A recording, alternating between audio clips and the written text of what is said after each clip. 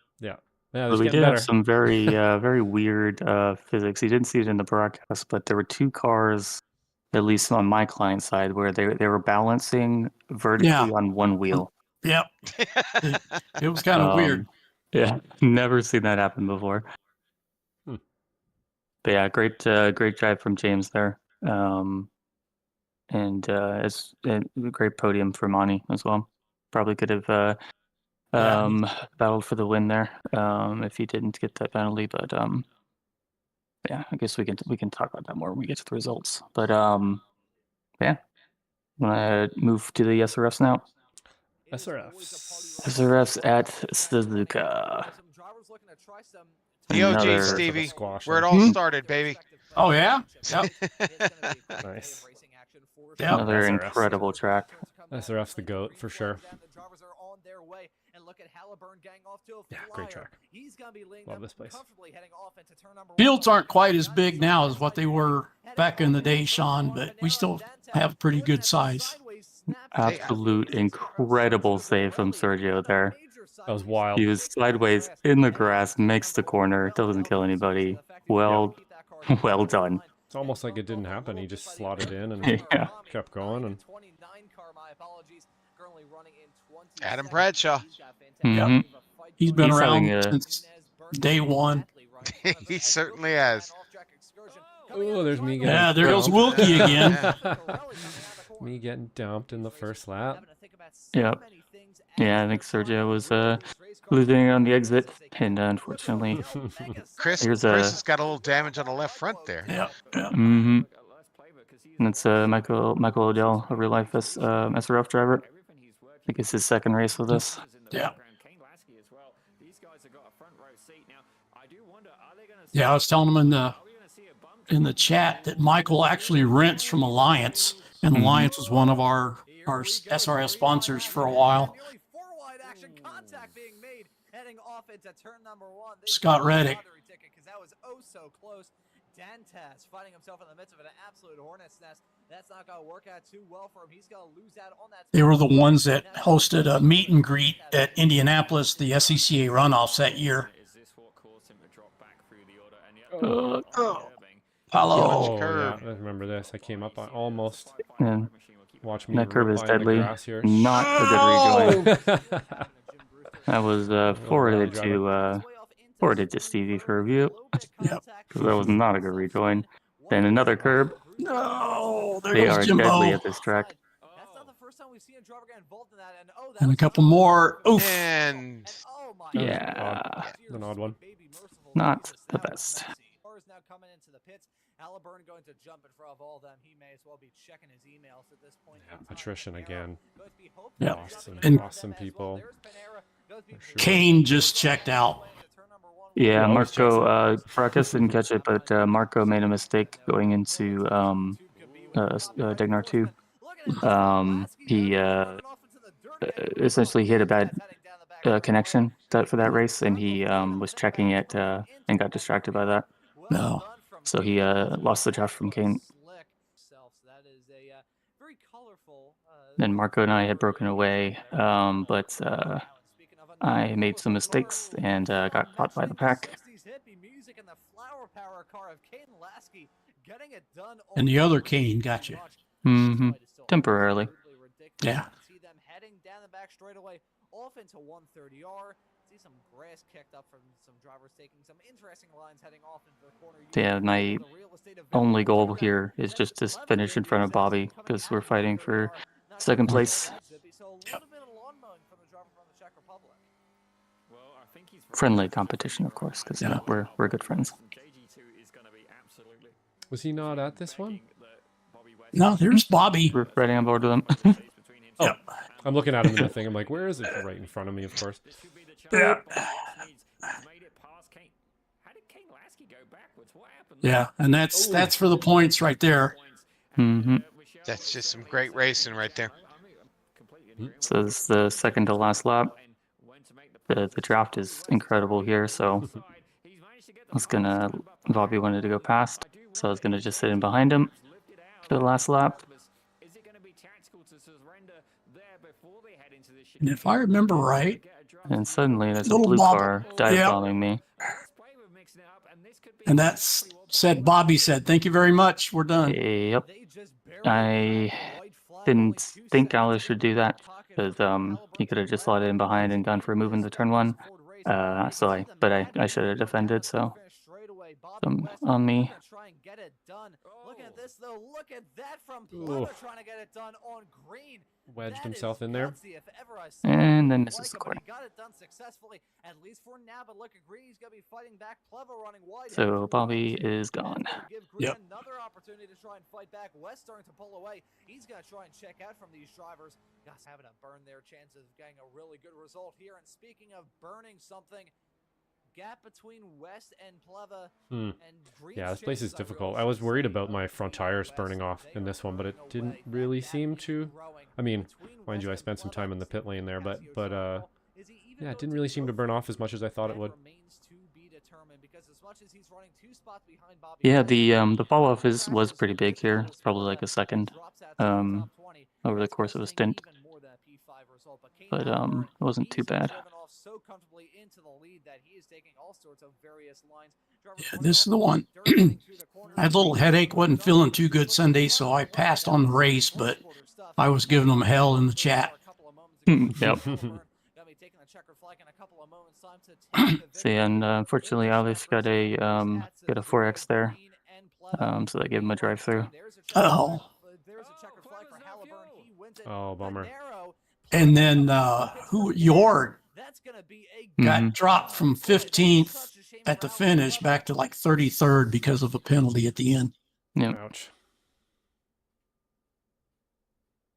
But yeah, Kane, 2 wins in a row. You know, to be expected. He is an absolute alien in anything he drives. I think he's one of the driver coaches for I'm blanking what it's called, Motor Racing Academy. Yeah. Marco, again, super quick. Just the one mistake that lost him the draft. And a great Masters win for Antonio. And I'm blanking on who won S2, but I'm sure we'll do that in a second. Yeah, I'll pull up the podiums here. There you go. From the B's, Mr. Thor takes it again. Alan and Jason pull up the podiums. S2, Hank got his second. Is that his second win? Something like that. Yep. Yeah. I believe Mark he won Hahn last week as well. had a good showing with a silver. Said that was his second or third race with us, but he's got some background. It sounds like Ken Poland bringing up the bronze. Oh, I lied. I think Ken won the last 2 for S2. Yep. Moving over to the Formula Fords, Zandvoort, James Berry, Kane Lasky, and Jason round out the S1 podium. Bill Walker, Andrew, and Paul Jackson for respect to Jord, Antonio, and Alan. 3 amigos there for the Masters. So Kane, Marco, and Bobby West pulls out the position over Jason at the end. Yeah, that's fine. Yeah, a little bummed. We'll see that in the points in a minute. It's 2 races in a row where I've thrown away third place that I had locked down. And then Michael Odell gets his Spec 2 win. Yep. Let's go, Michael. Yeah. Aaron Bagley and Ken Batley. Ken moved up to Spec 2 from Masters. And we got Antonio, Tom Gradwell, and Chris Murakami rounded out the Masters. There you go. Let's see if I can bring up the points now. That's going to be interesting. Yep.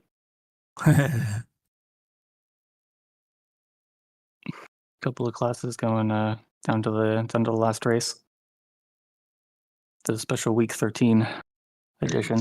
The special week 13 edition. Mm-hmm. Special 13.2 leap year. Yep, 14. We had to do it at some point, fellas. We had to do it at some point. Yeah. I'm not complaining. I don't think many have, actually. No. More nice. races. That's good. Yeah. Yeah. Certainly don't complain as much as they do about Black Friday. So yeah. Yeah. Yeah. Which I'm sorry, folks, it's officially over.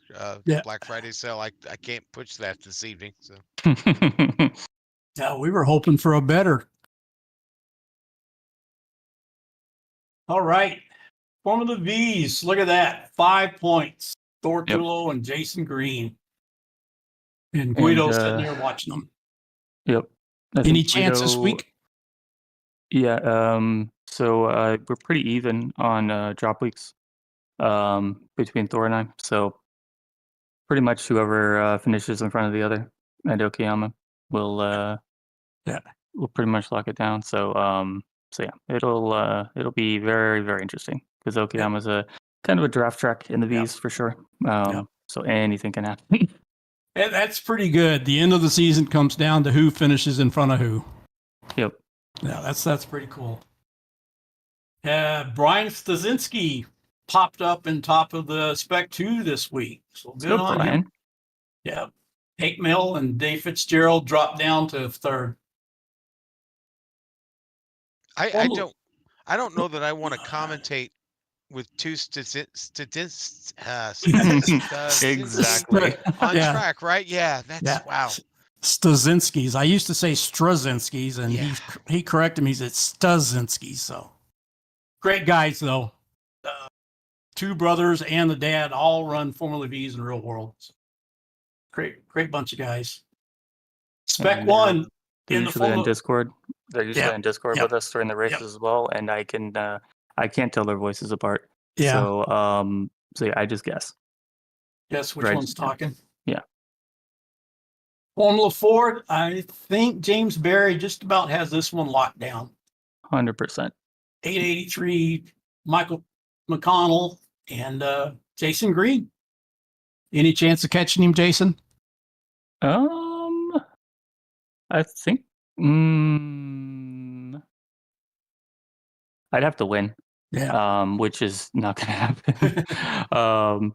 I got super lucky to get to get fourth at Zandvoort. I didn't deserve it on pace. It was just attrition, and then I got the fuel right. We got some really fast guys in the Formula Fords with James and Ian and and Daniel Tufts. Daniel, yep. I mean, pretty much everybody in there in that league. The competition's really good. So I'd have to. I think I'd have to get a win in order to catch him. We shall see what happens there because it's at Scuba. So I've never actually raced the Formula Fords at Scuba, so that'll be very, very interesting. And look at this, Spec 2, Formula Fords, our own Joshua Wolke up there on top. And I think that one is pretty well locked down too. Yep. Bill Walker, Paul Jackson rounding out the podium there. Masters, Jorg, Brad Cathcart, and Jim Brewster. And I think that one's pretty well set. Move on over to the Spec Racer Fords. And look at that. Marco Pinero, perfect 1,000 points. He's dominated this season. Yep. He had 7 wins and a second place, and I forget what his next worst finish would be. But yeah, incredible season from Marco. What we expect out of him, to be honest. Had a couple of rough weeks, but he's turned it around. And then it's Bobby and I are close. Yeah, 12 points there. I don't know. He might be able to. Oh yeah, he can definitely pass me. He'd need to have a few in between you though. Yeah. He's got a 2-point drop week advantage on me. Okay. But yeah, I mean, he's last couple races he has had some very, very strong finishes. And we are at Oran Park this week, which is take your chances. It's you've got to qualify well and then not make any mistakes at all. Stay out of trouble. Yep. Yeah. Yeah. So, I think if you finish ahead of him, definitely, but I think he's going to have some cars between him and you to overtake you. So yeah, there you his go. worst points finish or his drop week is 74 points. So I think that translates into like at least a top 5 to improve. Yeah. So probably needs another podium to make it past. Spec 2 again. Joshua Wilkie got it handled. What did Adam say? Adam said last week, enjoy Spec 1 next season, bud. Yeah, what is your I rating, Josh? I always forget to look for a sports car. He's muted. Oh. Muted. Sorry about that. Yeah, mine's I've never been above about 2200 ever in any class ever. I'm kind of recovering my I rating right now after some really fun rain update fun there for a month or two in both classes, and I lost two licenses playing in the rain. So I'm recovering it now. But yeah, that's my story. I mean, it's definitely very, very under what it should be. Yeah, I think I play with a lot of cars, like I always have too. I don't stick to one thing, so it probably is not totally representative of the speed I can have when I put my mind to it. Yep, kind of the opposite of mine for sports car anyway, where I only run the SRF now. So it is way, way, way overinflated. I should not be that high. You jump in a GT race and get smashed. Yeah. Oh yeah. Yeah. I'll just finish last in top split every time. Yeah. In a GT3 race. Masters are all pretty close here. What is it? 26 points there, Adam to Tom, and there's only 3 points back to Brad. So there's still a bit of a battle coming up for that one. And Tom and Brad both have the same drop week, but yeah, I mean, if any of them have, have a killer race at Oran Park, they have a lot of pace. They get there's a lot of attrition, and they manage like a strong top 10 or maybe in a top 5. I think any of the 3 can take it. Oran Park's a tough one. That's not a gimme. It's Yep. I don't know that I'm wanting my season riding on Oran Park. Sorry. It's very, very challenging, and it's we'll have a lot of laps, and you pretty much have to be perfect for every single lap, and not die at turn 1 or 2. So definitely not an easy task for sure. And then after the championship week, we have the special week 14 coming up. So that's the UK tour. So if you haven't got entries in, go ahead and get them in. Formula V's at, Cadwell Park. Yep. Formula Fords are going to be at Brands Hatch, and the Spec Racer Fords are going to be at the New Thruxton. So at the airport. Let's go. We're gonna have some fun. Cool. Yeah, that sounds right. Your week 13 now. Week 14 events are always incredible. That sounds like a great combo. So you should join us, Sean. Definitely. I have not touched a wheel in anger in a minute, guys. I'm sorry. Work consumes me. It's fine. It's week 14. It's terrible. I know. Yeah. Week 14. It has been rumored that I am getting a new wheel and pedals sometime here in the very near future, and when that happens, I am going to race again. So let's go. Good for you. Sweet. Well, the Weekend Warriors are here for you. I do. I know. I always have an open invite with you there, Stevie. Yep. All right. So once we get through the all the highlights and reviews and cussing and discussing, we turn to our special guest in the 4th seat. I hope you're comfortable enough. We have the best seat we could find for you. But always start off with asking our guests basically the same question: is how did you get started in this crazy hobby that we all enjoy and pulled us together, the sim racing? What started you? How'd you get started? it's a really long story, and we're not going Rogan here. This is not Okay. going to be a 3-hour podcast. All right. Let me back up for just a second. Man, I'm losing it. I should introduce our special guest before I ask him the question. Oh, jeez. Okay, go ahead. Mr. Sean Ambrose, we go back forever, back to the very early beginning days of the Weekend Warriors when it was broadcasted on another broadcast, GSRC, I don't mind saying it. Very good to us. And Sean was one of the producers, announcers, always great to talk with, and did a great job. And I think he told me earlier he's been with them for 10 years. Yeah, I was with GSRC for close to 10 years, yeah. Wow. And since then has moved on to bigger and better things, doing media and production and all. We'll find out in a minute, all with, he works directly with Iracing now and all their races and producing. So great to have you, sir. And again, thanks for taking time to do this. But now we'll fast forward back to where we were. What got you started in sim racing? Indianapolis 500, Dave Kemmer's first motorsports title. That I don't know that got me into sim racing, but it got me into driving race cars on a computer, right? And then many console games along the way. But the turning point was in 1999, Thanksgiving with the family. My brother Johnny hands me a CD and says, hey, take this home, install it, and we can get online and race together. It was a title called NASCAR Heat. It was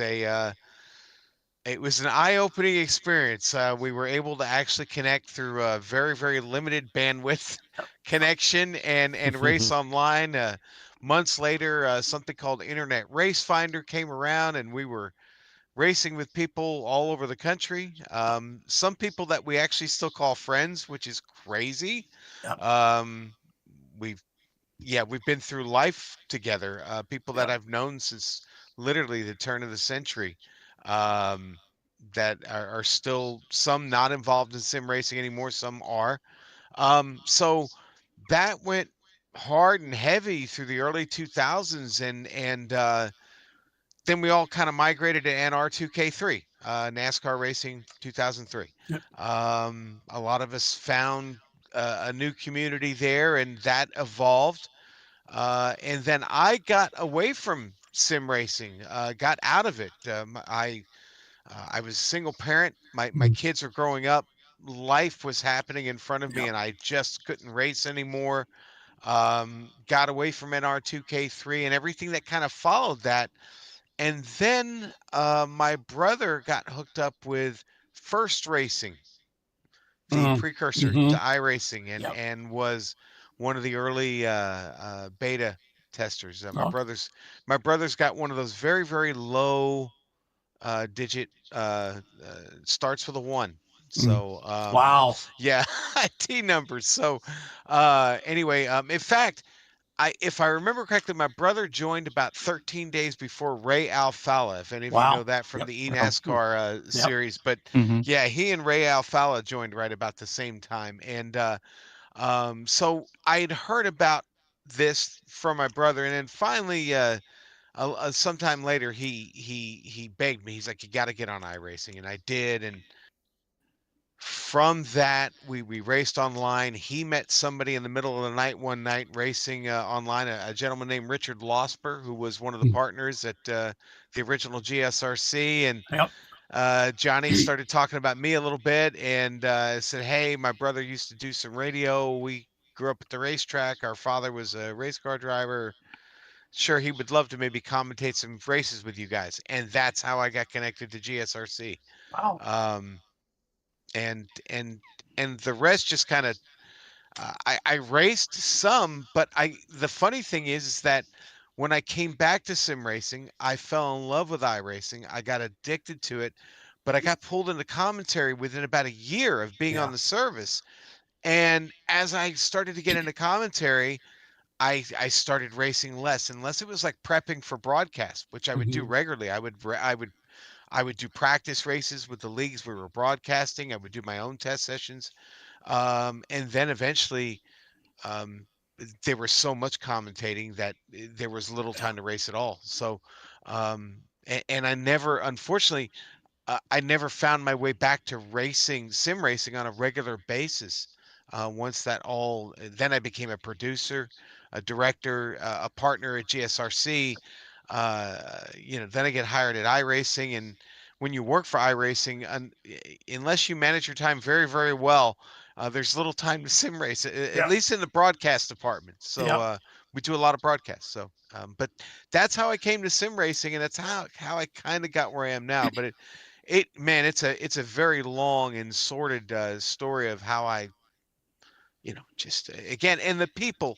That's the thing I can't get away from is all the people I've met over these last 20, Jesus, almost 20, it's 25 years now. I'm sitting here thinking about it. It's just incredible. Like I said, I'm still talking to some of those original people. Shout out to Raycing Rob over there in Mississippi and Jackson, Mississippi, and Dupo 24 up in Pennsylvania. Hopefully he'll get a chance to see this podcast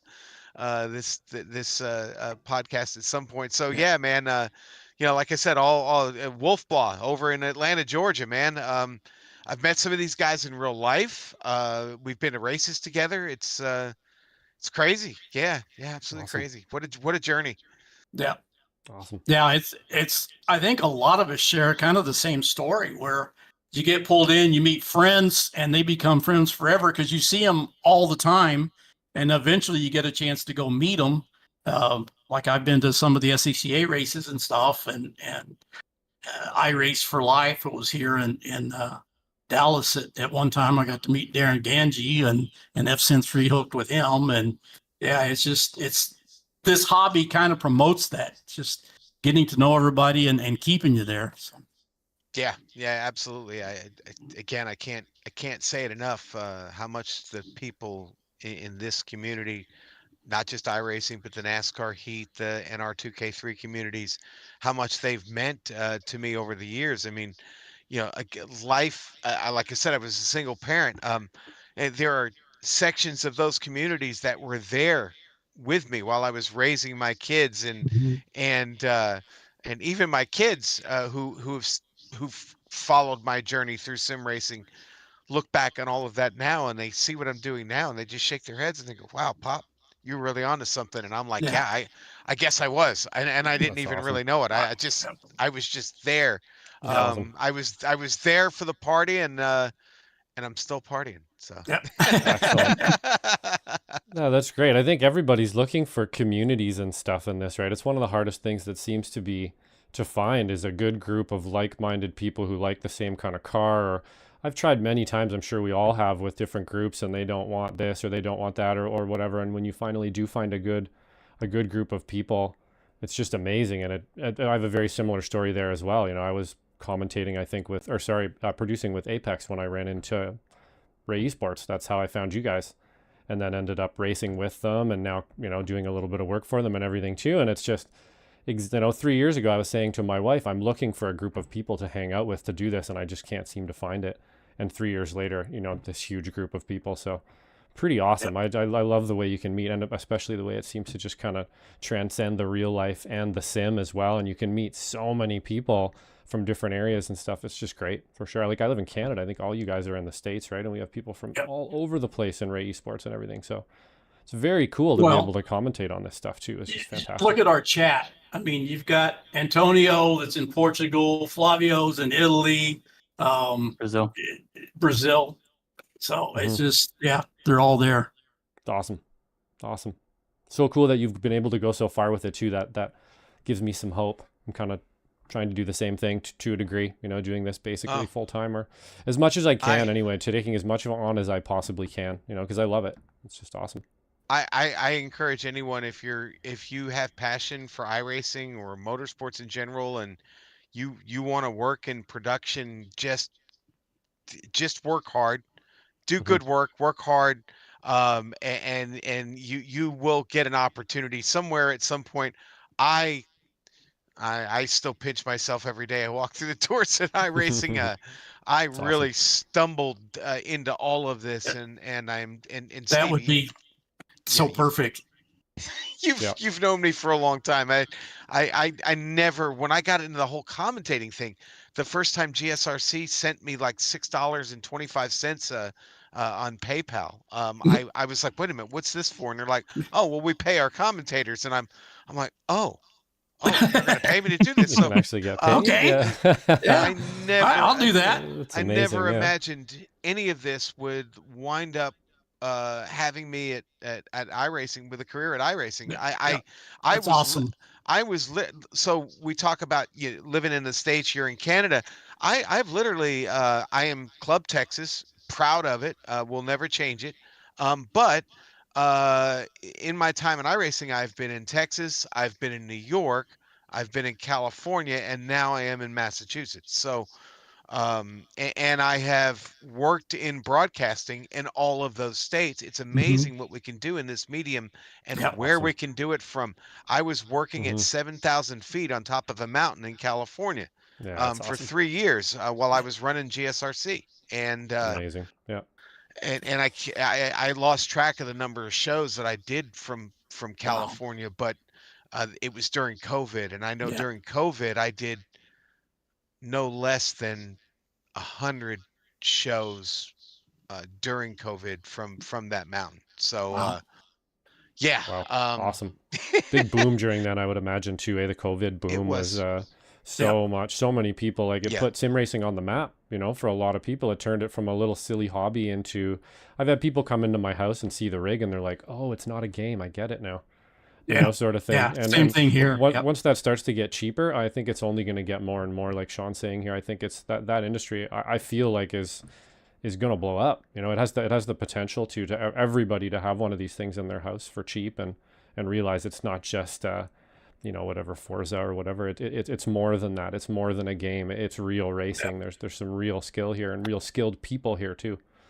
Yeah, I wish I was about 20 years younger because I would definitely be pushing to get some kind of career in this, but it is what it is. And I was trying to be semi-retired in California, and I got hired. Thank you, Tony Gardner and everybody at iRacing who believed in me and said, "Hey, we'd love for you to come out here." Yeah, it's crazy. One of the great things iRacing is doing is getting the sim in other sectors of the world or the community in general, like in schools, in STEM. In STEM programs, being used in STEM programs, municipalities using it for driving instruction and for training. It's great. It's made its way into schools. We have the eNASCAR College Series, which is now blowing up, and now there's the NCAA is being talked about as maybe getting involved with this at some point. So I mean, there's a lot going on, and proud to say that we just went over 280,000 members this morning at iRacing. So let's go. That's a first. 300 would be nice by the end of the year. Picking up 20,000. That might be a little bit of a, especially now that Black Friday's over. But no, it really is an exciting time, and not to mention all the work that we're doing behind the scenes right now for NASCAR 25 for the console game, which is going to, I'm going to be frank, it's going to look very familiar. It's going to feel familiar, but it's also going to have a lot of exciting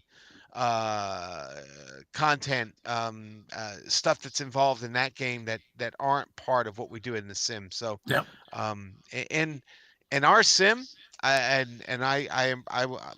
will stand on the highest mountain and shout this from the top. It is evolving. It is evolving, and it's continuing to evolve, and there are really some great things on the horizon. Some of it's a little bit more long term, but you know what? I didn't know how much was involved with iRacing until I got here.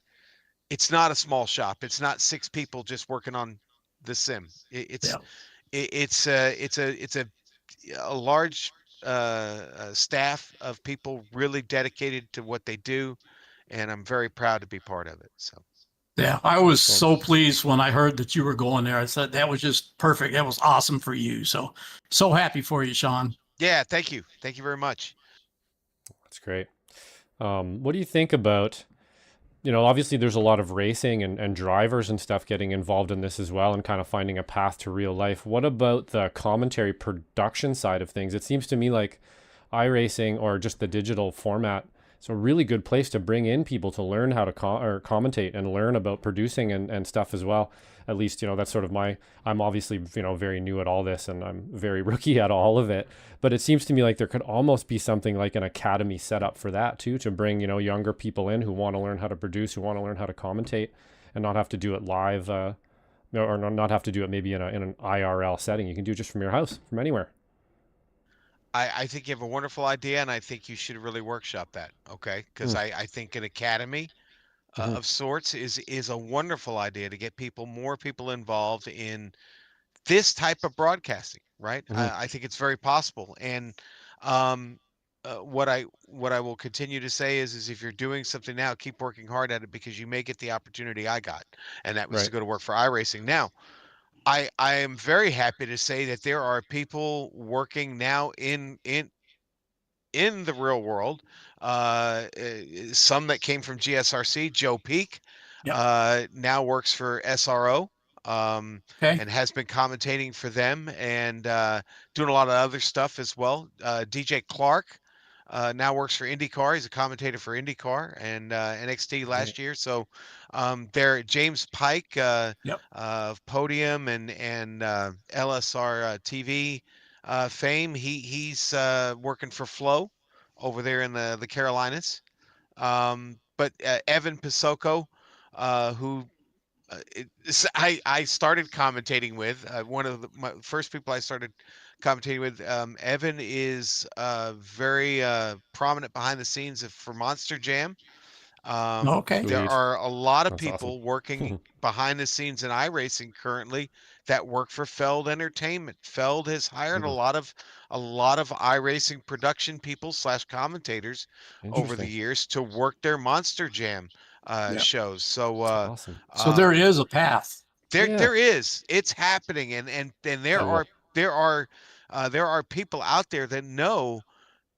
That are watching, that are keeping an eye on the sim broadcasting world, because they know there are some really talented people out there, and we're getting crossover from the real world coming into younger people who are already involved in motorsports in real life, who want to get their chops up, get more experience broadcasting. They're coming over here to sim racing, and they're helping build their careers in the real world as well. So it's really exciting, and it still boggles my mind. I'm like, Soup always said this is about GSRC. It was our little lemonade stand. We just had our little lemonade stand by the side of the road, and before we knew it, we were not a lemonade stand anymore. We were a powerhouse, and boy, what a ride all that was. And I just did a podcast with Soup a couple days ago. I talked to him almost daily. So we still stay in touch, and he's trying to drag me out of commentary retirement. He's begging me to come do some broadcasts with him. Can't blame him. See. Thank you. We'll see. We'll see. Yeah. So be sure and tell him hi for me, because I hadn't heard from him for a while. But yeah, one of the great ones too. Yeah, the GSRC stuff's great. It's one of the first things I saw, I think, on many years ago. Like an actual broadcast I was like, wow, that looks real. It looks professional almost, the way the cameras are moving. And one of the first things I saw. So it's very cool that it's still going, and yeah, awesome. Well, you talked about the cameras.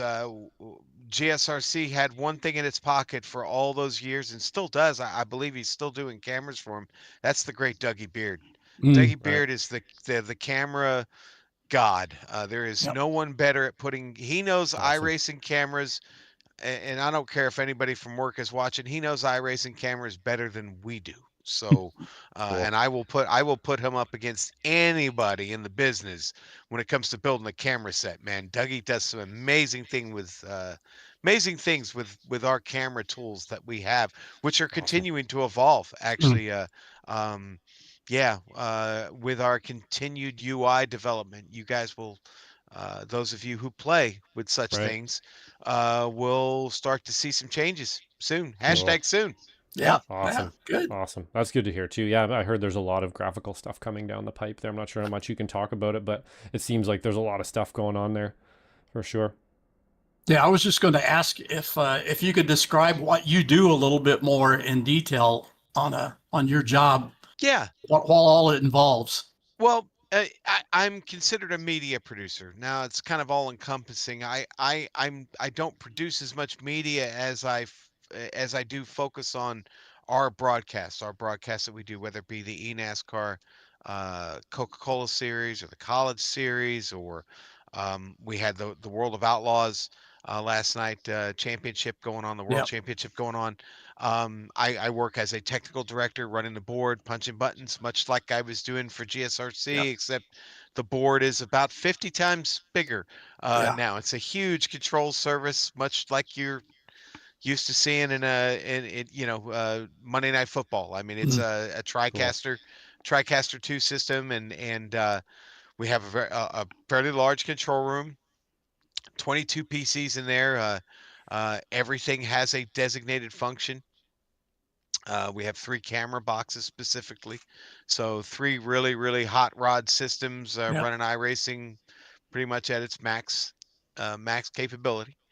And, we have a graphics station and a replay station and a highlight station and a Zoom call station where we have all of drivers on camera and everything. So it's pretty complex. There's a lot going on. We have a great remote staff of employees who remote in and work for us through our broadcast software, and they serve several functions.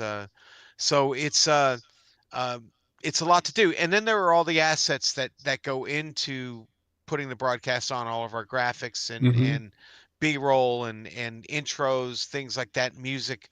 All of that stuff has to be put together, our track maps and stuff like that. So we work in various Adobe Suite programs, software, putting all that stuff together, and it's a lot of wash, rinse, and repeat. Yeah. And it's challenging, but when the light goes on and it's time to do the show, that's what I'd like to feel like I'm really there for, right? That's where I excel is when it's time to actually go to work and do a broadcast. That's my enjoyment. And so sometimes you spend all day waiting for that 8 o'clock broadcast. You got there, you got there at 8 o'clock in the morning, and by 3 o'clock in the afternoon, you're like, okay, can we do this now, please? Please. Yeah, I feel that. So, but that's essentially what I do. In the past year, I've got an opportunity to go out and record some race cars. That's awesome. They've sent me out as an audio engineer, and I've got to record some really cool race cars. When I was at Laguna Seca, I got to record the Dark Horse, the Mustang GT3, which was challenging on an IMSA race weekend because, as you can imagine, they don't like you doing much with those race cars when they're there in an official capacity. Just recently, I can say something now because the video just came out today. I was sent to Texas and I recorded the brand new Acura GT3 that's coming out. So cool. And it sounds killer. It looks really good. It sounds really good too. Yeah. I would have loved to have gone to Maranello and done the Ferrari 499, but Aussie Greg got to do that. So good on him. So it's been really exciting. They've sent me on a couple of other trips as well, and so in fact, I got to do the McLaren, and that was fun. They sent me to Mosport for that. That was another bucket list one. So in 2024, I managed to get Laguna Seca and Mosport off the list, and I'm just like tickled. It's just two of my favorite road courses in all of the world, and I got them both off the list this year. Love Mosport. Mosport's the best. I wish they still called it Mosport too.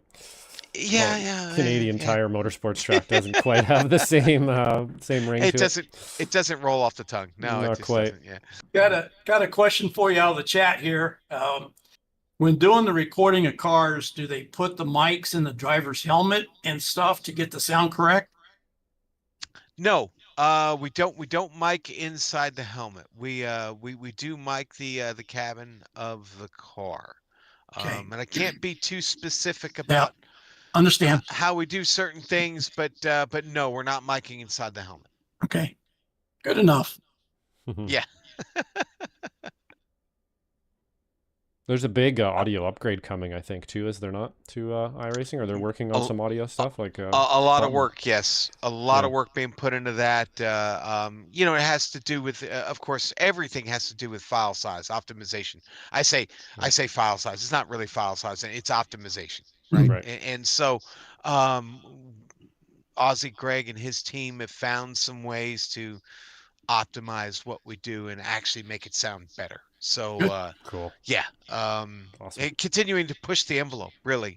More reverb's coming. Okay. And I think, Yep. you know, and I think that's, if you've ever been involved in the music business like I was for over 30 years, or appreciate sound in general, reverb is maybe something we've probably lacked. Well, we have, period. But again, great changes with that coming. So cool.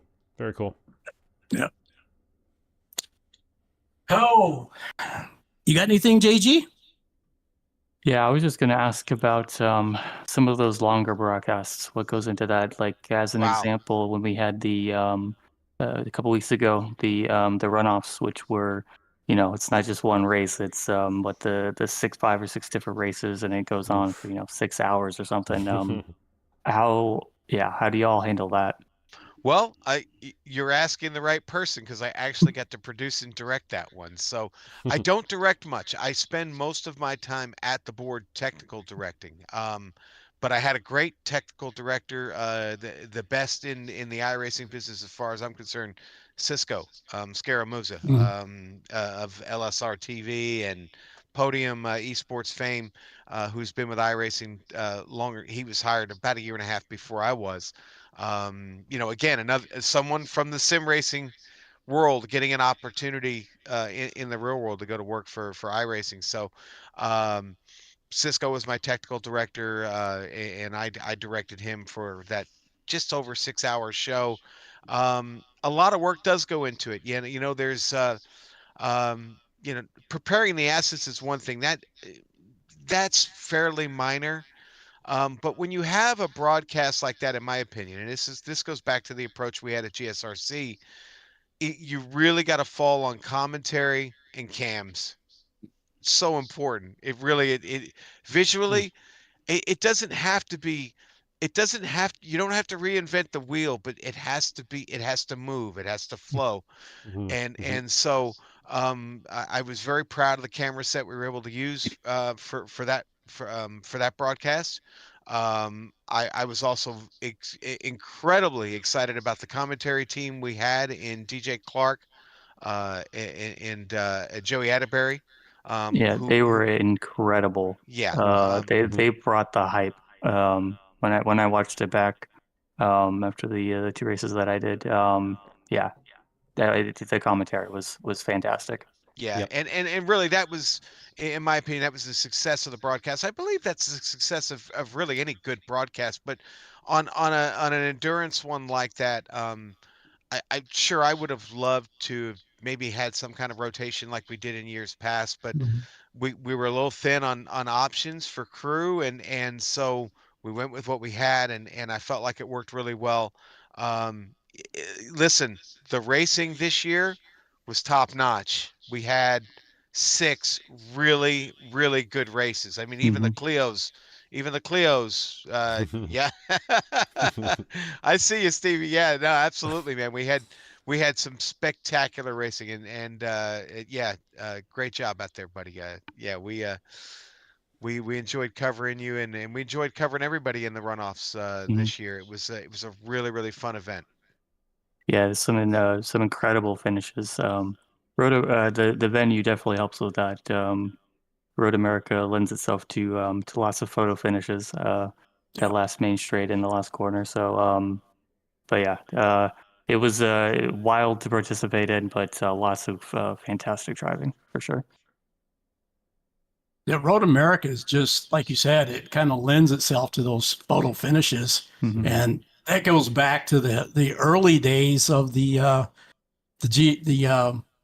big grid races. Yeah.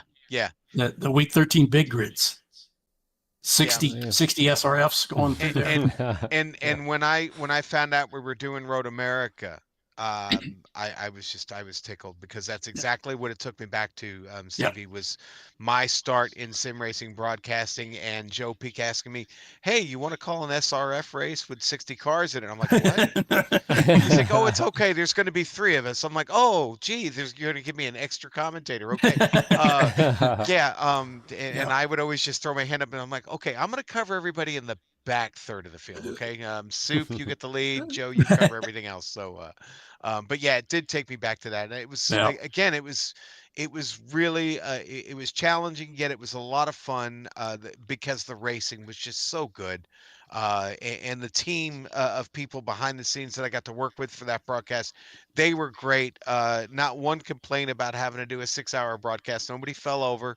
And we had a good time doing it. And that's I'm proud of that one. I really am. It's the first one that I got to be involved. It's certainly a special event broadcast. The first one I've got to be involved in at that level. And I thank Drew Adamson, my producer there at Iracing. I thank him for giving me that opportunity. It was again, it was a lot of fun. So. Awesome. Yeah, it was incredible to watch back as well. So yeah, it came off really great well. Job, Sean. Yeah. Yeah, and thank you for that feedback. I certainly would never shill for it, but we again, I'm proud of the team that we put together, and I'm really, really happy for all of them that we, at the end of the day, I felt like we had a great show. Yep. Awesome. Yeah.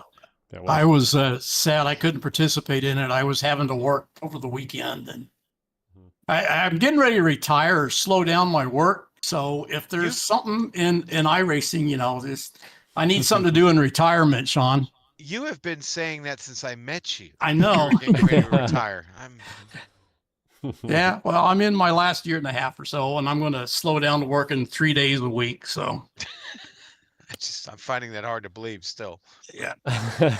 Well, slow down to working 3 days a week with my real job. This stuff is 24/7 just about. It's just thinking about going back to you and the early days of the Weekend Wars and where we started, and with just the SRF, and it started, I don't know, 10, 15 cars for a couple of seasons, and then we decided we were able to go to GSRC and have you guys broadcast, and it just ballooned. And then going from that to seeing the Formula V's come in and the Formula Fords and now this, kind of like you said, I never would have thought this back in the day when we were working with you. I honestly, one of the things I used to enjoy, especially about the big grid events, was the crossover we would see from our other series. And we talked when we were talking about communities earlier. I didn't bring up some of the what we did at GSRC. We worked with some of the greatest communities on iRacing. SRF being one of them. The Vintage Series, the Camel guys, and the Lotus 49 guys, and the Lotus 79. These are the strongest communities on iRacing, and I'm always preaching that at the office, and and sometimes maybe they look at me like I'm old man, screaming at cloud. But but the truth is, they really are some of the best communities, and they still produce some of the best racing. I mean, listen, I love broadcasting the World of Outlaws on a Monday night, but brother, give me a Lotus 79 race at Zandvoort on a Sunday morning, any day of the week, baby. I will take it. I just, it's some of the people in those communities that I've met over the years and still talk to occasionally. It's amazing, from all walks of life. So we used to have this one guy, Noralampi. What was his first name? Yuha Noralampi, in the Lotus 79 series. Guy was a preacher. It was his nickname, the Preacher. He was literally like a part-time preacher raced in that series, and he was an alien. It was incredible. It's like, okay, all right, very, very always great to interview, but such great memories with all the great communities, and I was so fortunate at GSRC to get to work with there towards the end of my tenure. We were talking with, which was still kind of new at the time, was we were talking with the 87s community, the 1987 community, and my understanding is now that's a very, very solid community as well, for the people like the Fendered Racing. But yeah, man, I'd like to think the communities are really what keeps iRacing thriving. Yeah, it's a very much a good foundation for iRacing, that's for sure. Yeah. Or iRacing has created the foundation of one of the two. I mean, you can't have one without the other.